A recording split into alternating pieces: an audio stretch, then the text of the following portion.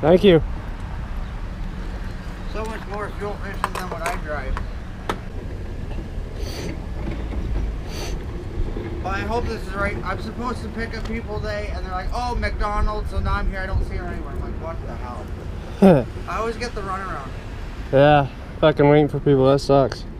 I don't mind, but I'm like, Jesus, you say you're going to be at your house, and then, oh my God, you're at McDonald's. It's like, Bullshit. but you're freaking out because you want to beat your kid to wherever we're going, but I can't find you. Totally makes sense, right?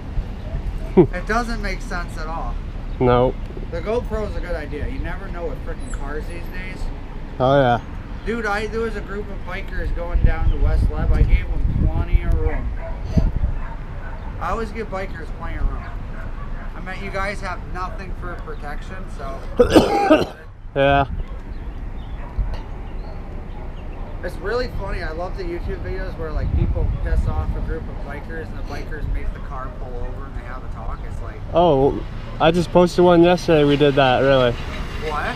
I posted one on YouTube yesterday of that. Look up 802 Goons. Yeah. This guy was all mad and we surrounded him and shit. He's swerving through us. Wow.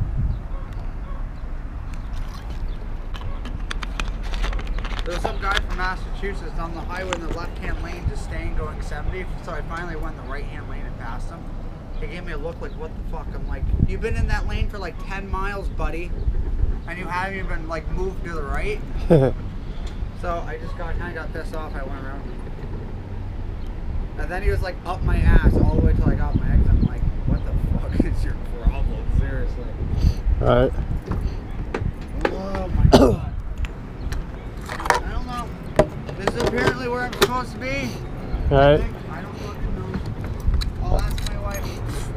I was just getting Wi-Fi. Oh, I